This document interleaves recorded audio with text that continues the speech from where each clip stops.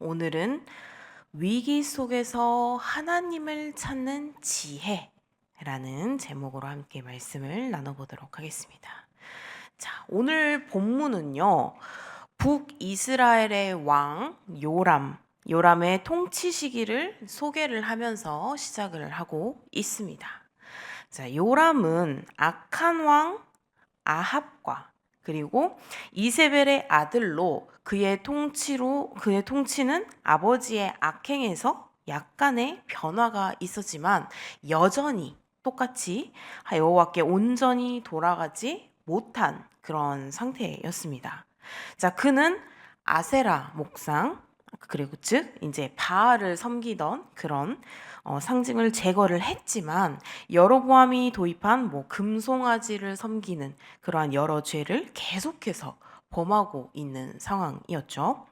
자, 이렇게 요람의 이러한 행동들은 부분적인 회개와 그리고 절충적인 신앙의 모습을 보여주고 있습니다.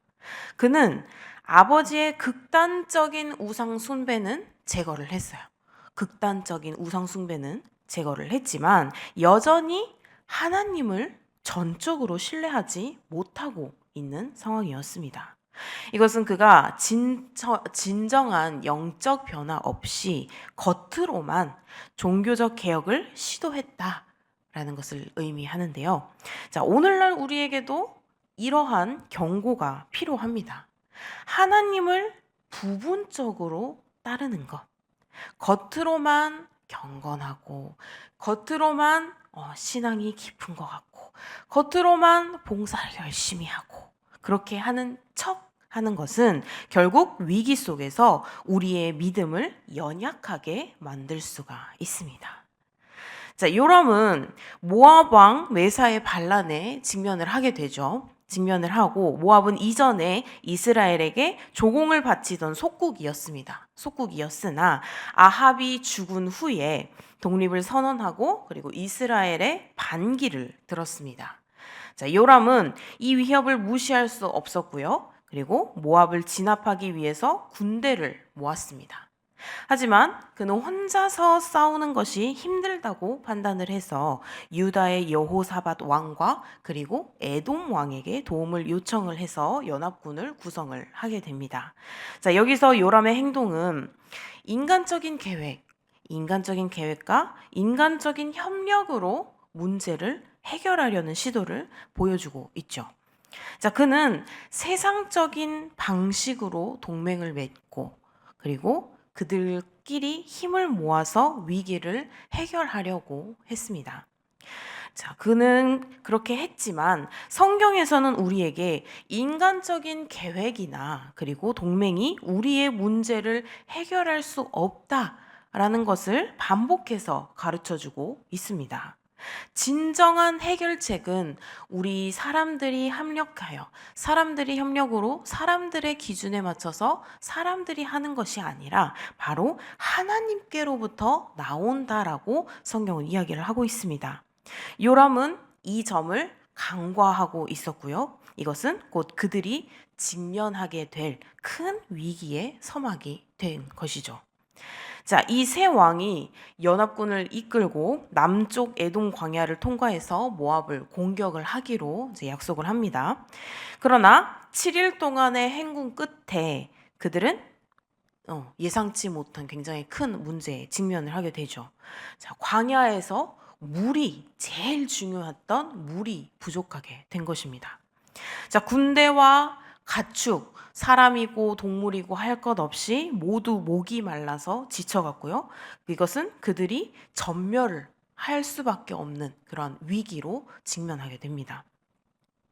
이 상황은 오늘날 우리를 보면 우리 인생에서 겪게 되는 그런 예기치 못한 위기들과도 같다라고 볼 수가 있는데 아무리 철저히 준비하고 아무리 철저히 계획을 했더라도 우리는 언제든지 인간의 한계에 직면할 수 있습니다. 자, 이 세 왕이 굉장히 철저히 준비를 했겠죠. 자기들 나름대로 광야에 어차피 가는 건 알고 있으니 물도 분명히 충분하게 준비를 했겠고 음식도 충분하게 준비를 했겠고 또 사람이 지치면 안 되니 사람을 태우고 다닐 그리고 수레 같은 것도 충분히 분명 준비를 했을 거란 말이죠. 인간의 생각으로는 분명히 충분히 준비를 했을 거다라고 생각을 했지만 결국은 이들은 자신들의 그런 준비성을 믿고 한 결과로 물이 부족하게 됐고 결국 그들 모두가 지금 망하게 될 그런 위기에 처하게 된 것입니다. 자, 이렇게 물의 부족은요, 결국 생존의 문제였죠. 생존의 문제였고 이것은 그 세 왕이 그들의 힘과 지혜로 도저히 해결할 수 없는 문제였습니다. 광야에서 지팡이로 바위를 내리칠 거예요? 아니면 뭐 땅을 파서 광야에서 물을 끌어낼 거예요. 절대로 그 어떠한 것도 이 인간의 힘으로는 새 왕의 힘으로는 도저히 할 수가 없는 그런 상황이었고 이것은 이 새 왕이 여기에서 우리는 이제 이 새 왕을 통해서 우리는 인간의 연약함과 그리고 인간의 한계를 인정을 하게 되는 거죠. 우리의 삶에서도 계속해서 이러한 순간들이 벌어집니다. 우리가 분명히 충분히 준비를 했다. 예를 들어 아이들, 학생들은 자신들이 충분히 공부를 했어요. 나는 이 정도면 등급을 한 2, 3등급은 맞을 수 있겠지. 1등급은 아니더라도 나는 충분히 노력했기에 할 수 있겠지. 그랬는데 갑자기 시험을 보고 있는데 졸음이 와서 깜빡 졸았는데 하나를 밀려가지고 어마어마한 일이죠. 그런 순간이 벌어질 수도 있고 또 우리 사람들의 우리 또 어른들의 여러 가지 상황 속에서 우리는 분명히 철저히 준비를 해요. 더군다나 MBTI가 극J이신 분들은 아주 철저히 준비를 하시겠죠. 하지만 그러한 상황들 가운데서도 놓치는 부분이 생기고 또 그로 인한 위기들이 생겨난다라는 것이죠. 자, 이런 순간들이 찾아올 때 우리는 누구를 의지해야 할까요? 우리가 의지해야 하는 분은 오직 한 분, 바로 하나님이시라는 것을 우리는 절대 잊지 말아야 한다는 것입니다. 자, 이 절망적인 상황이죠. 요람과 이 세 왕의 상황이 물이 부족했고 모두가 이제 지쳐서 쓰러질 상황입니다. 이러한 절망적인 상황에서 요람은 낙심하며 이 상황을 다른 누구도 아닌 분명 본인들이 준비를 철저히 했다라고 생각을 하고 갔지만 이 상황들이 틀어지니까 본인들의 탓이 아니라 이것을 하나님의 탓으로 돌리려고 합니다. 그래서 여호와께서 이 세 왕을 불러 모아 모압의 손에 넘기려 하시는가라는 그의 말에서 우리는 그의 믿음이 얼마나 약한지를 볼 수가 있습니다. 자, 그렇죠. 완전히 모든 우상을 제거한 것도 아니고 단지 극단주의적인 것에서 살짝만 바꿔서 타협을 한 거죠. 세상과. 자, 그러나 이 여호사밧의 반응은 달랐습니다. 요람 왕과는 그는 이 문제의 해결책을 바로 하나님께 찾기로 결심을 합니다. 하나님을 탓을 하는 게 아니라 하나님께 찾기로 하나님께 구하기로 결심을 하는 것이죠. 그래서 여호사밧은 여호와께 물을 만한 여호와의 선지자가 여기 없느냐라고 질문을 합니다. 이 여호사밧의 이 질문은 그의 신앙적인 성숙함을 보여주고 있습니다. 자, 그는 이런 절망적인 상황 속에서도 하나님을 찾고 그리고 그분의 인도를 구하려고 했습니다. 자, 여기서 보면은 우리는 이 여호사밧의 신앙을 본받아야 할 필요성을 느끼죠. 어느 곳에서든지 어디에서든지 무슨 상황에서든지 하나님을 먼저 찾고 또 그 상황에 대해서 누군가를 탓하려고 하는 것보다는 이 문제의 원인을 먼저 찾아보고 이 문제의 원인이 무엇이었을까? 그러면 해결책은 어떻게 해야 할까라는 것을 또 스스로가 생각하고 인간들끼리 사람들끼리 고민을 하는 게 아니라 바로 하나님께 물으려고 노력을 했다라는 것이죠. 자, 여기서 우리는 이러한 여호사밧의 신앙을 본받아야 할 필요성을 느끼게 됩니다. 위기의 순간에 인간적인 방법을 먼저 찾기보다는 이렇게 하나님께 나아가서 그분의 지혜와 그분의 인도를 구하는 것이 가장 현명한 길임을 우리는 기억해야 할 것입니다. 자, 여호사밧의 요청에 따라서 이 새 왕은 엘리사 선지자에게 다가갑니다. 엘리사가 있다라고 얘기를 했죠. 엘리사는 이 엘리야의 후계자이죠. 그리고 하나님의 능력과 하나님의 지혜를 전하는 선지자였습니다. 그는 요람 왕에게는 강한 질책을 하죠. 질책의 태도를 보이지만 여호사밧을 위해서 하나님의 말씀을 결국 구하게 됩니다. 엘리사는 음악을 통해서 마음을 준비를 하고요. 하나님께서 말씀하시는 것을 듣고 그리고 전하게 됩니다. 하나님은 엘리사를 통해서 새 왕에게 말씀을 해주십니다. 도랑을 많이 파라고 명령을 하십니다. 자, 이 도랑들은 물을 그 안에서 끌어내는 게 아니라 물을 받을 준비를 하는 것이었죠. 하나님께서는 그들에게 바람이나 비가 오진 않겠지만 도랑이 물로 가득 차리라 라고 말씀을 하십니다. 이것은 곧 그들의 군대와 가축들이 물을 마실 수 있게 될 것이며 하나님께서 그들을 위기에서 구하실 것이다 라는 약속이었습니다. 자, 인간의 힘으로는 이 상황에서 어떻게 할 수가 없죠. 우리가 바위를 쳐서 뭐 물을 낼 수도 없는 상황이고, 그렇다고 구덩이를 팠다고 해서 물이 끌어와지는 상황도 아니고, 그런데 하나님께 구했더니 바로 답이 나와버렸죠. 구덩이를 파면 그곳에 물이 가득 찰 것이다. 그러니 너희들은 그 구덩이를 먼저 준비를 해라 라고 말을 합니다. 자, 사랑하는 성도 여러분, 오늘 본문은요, 우리의 믿음과 그리고 하나님의 은혜에 대해서 깊이 있는 통찰을 제공을 해주고 있습니다. 자, 우리는 이 요람 왕처럼 하나님을 온전히 신뢰하지 못하고 세상적인 방법에 의존할 때 위기에 빠질 수가 있습니다. 물론 위기가 해결될 때도 분명히 있어요. 하지만 위기에 빠질 때 또한 있습니다. 자, 그러나 여호사밧처럼 우리는 그러한 위기 속에서도 하나님을 찾고 그분의 지혜와 그리고 그분의 인도를 구해야 할 것입니다.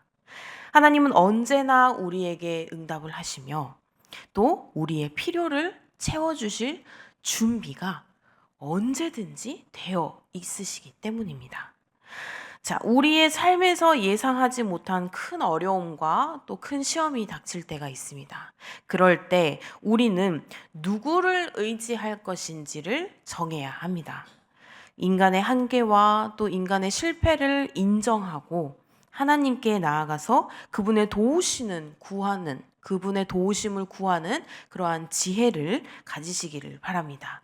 아람 왕처럼 자신이 스스로 했다가 인간의 힘으로 모든 것을 했다가 틀어지니까 또 하나님의 탓을 하고 이런 게 아니라 처음부터 시작 준비하면서부터 하나님, 제가 어떻게 하면 좋겠습니까? 라는 질문부터 시작해서 중간에 어떠한 일이 생겼을 때 또 하나님께 묻고 또 그것의 결과가 어떠하든지 하나님께 말씀드리고 하나님께 고하고 감사하고 함께 하나님께 나아가는 그러한 우리 성도님들이 되시기를 소망합니다. 그래서 이렇게 하나님께서는 우리를 외면하지 않으시고 그러면은 하나님께서는 우리를 계속해서 인도하실 것입니다. 하나님께서는 우리를 위해서 이미 준비하고 계시고 우리를 위해서 이미 우리를 계속해서 지켜보고 계신다는 사실을 잊지 않으셨으면 좋겠습니다. 자, 이렇게 하나님을 찾고 의지하는 자에게는 언제나 하나님의 은혜와 하나님의 자비가 임할 것입니다.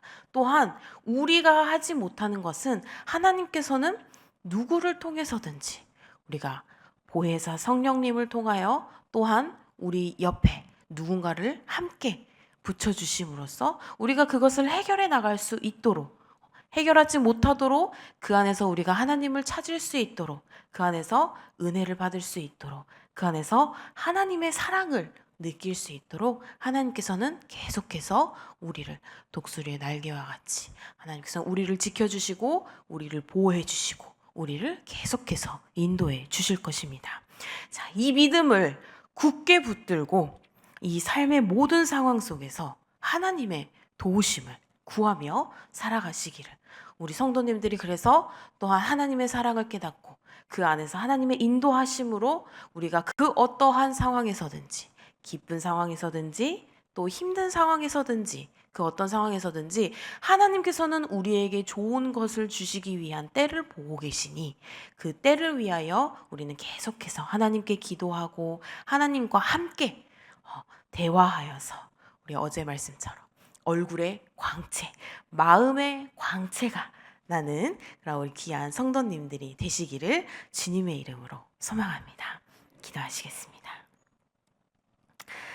사랑과 은혜가 풍성하신 하나님 아버지, 오늘도 저희가 주님의 말씀 앞에 섭니다.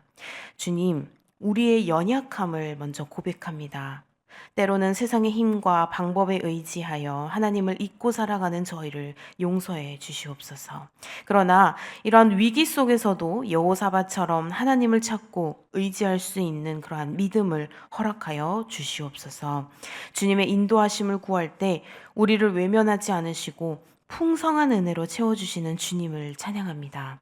모든 상황 속에서 주님의 도우심을 믿고 나아가게 하여 주시옵소서.